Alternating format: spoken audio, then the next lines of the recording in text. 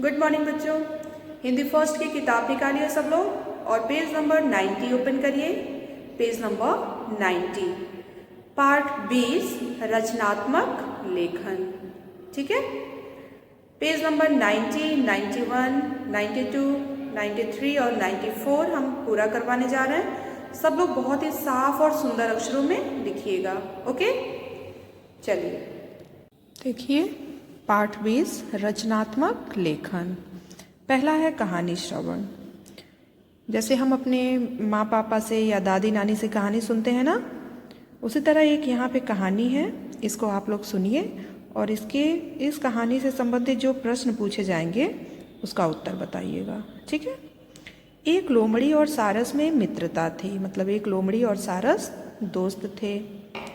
एक दिन लोमड़ी ने सारस को अपने घर दावत पर बुलाया। दावत पर मतलब खाना खाने के लिए बुलाया, पार्टी दी। सारस खुशी खुशी लोमड़ी के घर दावत में पहुंचा। लोमड़ी ने खाने में खीर बनाई थी। उसने प्लेट में खीर परोसी। सारस लंबी चोंच होने के कारण कुछ नहीं खा पाया। सारस की जो चोंच थी वो बहुत लंबी थी, इसलिए वो प्लेट में से कुछ भी खा नहीं पाया और लोमड़ी सारा खीर खा गई।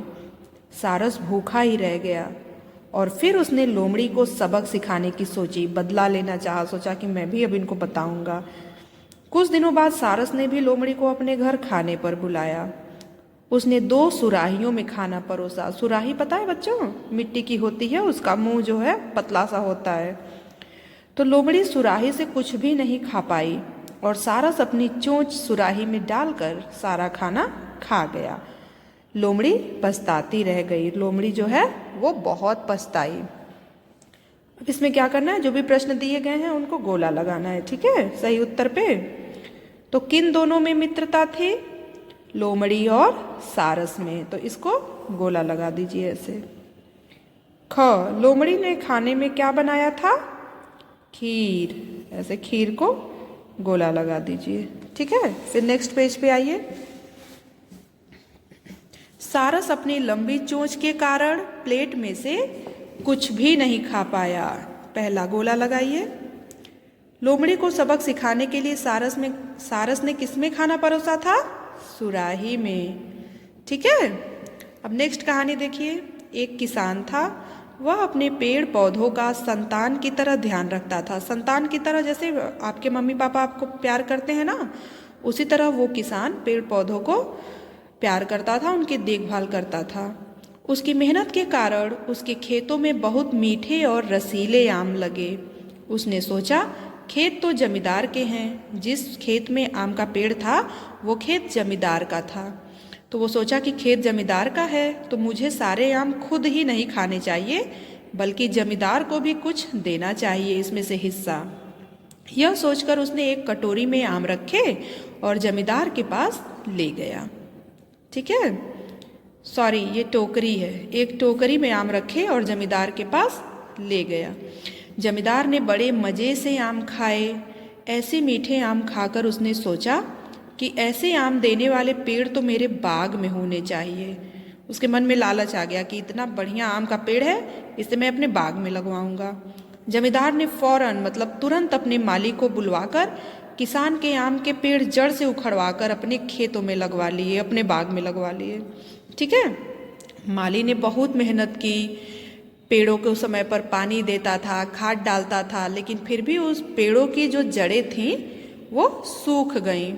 जमींदार ने माली को बुलाया। वो माली को बुलाता है और उसका कारण पूछता है कि क्यों भाई, क्या हुआ, तुम इतना सही से देखभाल किए फिर भी पेड़ नहीं लगे, सूख गए, तो ऐसा क्या था? तो माली ने डरते डरते कहा, महाराज, किसान ने पेड़ की जड़ें प्यार से सींची थी। उसके मन में लालच नहीं था, लालची नहीं था वो, क्योंकि उसने आपको भी हिस्सा दिया था। वह पेड़ों से लेने की जगह देने में विश्वास करता था। जमींदार को अपनी गलती समझ में आ गई। जमींदार बहुत पछताया। वो सोचा हाँ कि मैंने गलती कर दी। अब इसमें भी सर्कल करना है सही उत्तर। किसान ने किसके पेड़ लगाए थे बच्चों? आम के। तीसरा सही है। आम कैसे थे? पहला, रसीले और मीठे। किसान ने आम किसे दिए? दूसरा, जमींदार को। किसान की सिंचाई में क्या खास बात थी? तीसरा, प्रेम। ठीक है। अब देखिए नेक्स्ट पेज ख है चित्र वर्णन। जैसे यहाँ पे चित्र दिया हुआ है ना, तो चित्र देखकर उसके बारे में लिखना ही चित्र वर्णन कहलाता है। ठीक है। जब चित्र वर्णन हम करते हैं तो इसमें छोटी छोटी चीज़ों को ध्यान में रखकर उसके बारे में हमें लिखने आता है, हम लिखते हैं। इसमें क है, देखिए एक पेड़ है ना, ये उस पे चिड़िया का घोंसला है, कोटर में सांप है, ये जंगल है, कई सारे पेड़ हैं, घास है। तो प्रश्न देखिए पूछ रहा है कि पेड़ कहाँ था, तो आप लिखेंगे पेड़ जंगल में था। ठीक है। दूसरा है पेड़ पर क्या था, इसका उत्तर होगा पेड़ पर कोयल का घोंसला था। तीसरा ग होगा घोंसले में कौन कौन रहता था, इसका उत्तर होगा घोंसले में कोयल और उसके बच्चे रहते थे।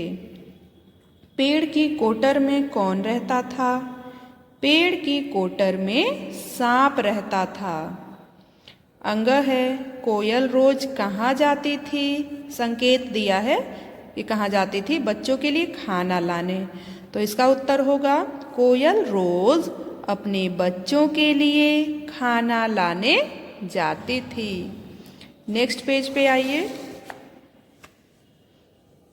एक दिन सांप ने क्या किया, एक दिन सांप ने कोयल के बच्चों को खा लिया। ठीक है। अब ये देखिए चित्र दिया हुआ है, कह रहा है कि नीचे दिया गया जो ये चित्र है इसके बारे में 5 से 7 वाक्य लिखिए।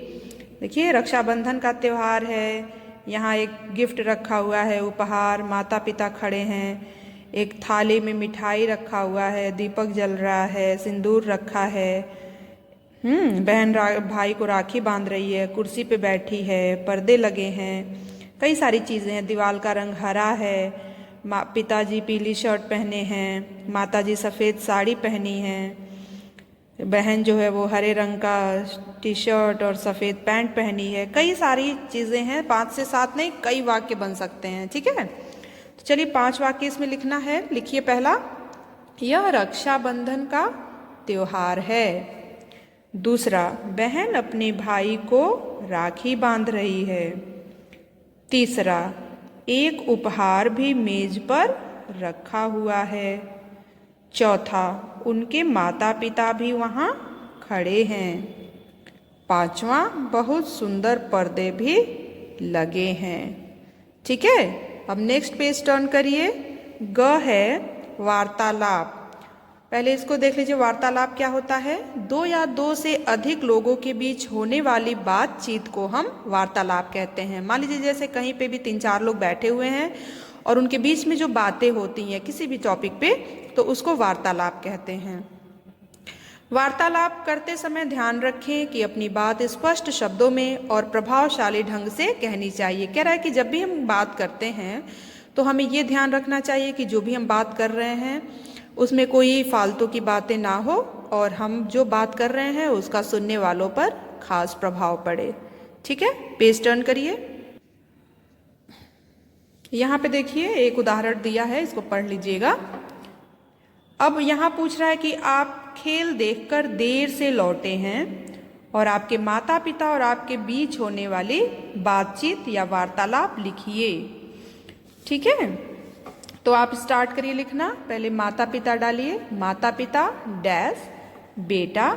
माता पिता कहेंगे कि बेटा इतनी देर तक तुम कहाँ थे? बेटा मैं खेल देख रहा था। फिर माता पिता कौन सा खेल?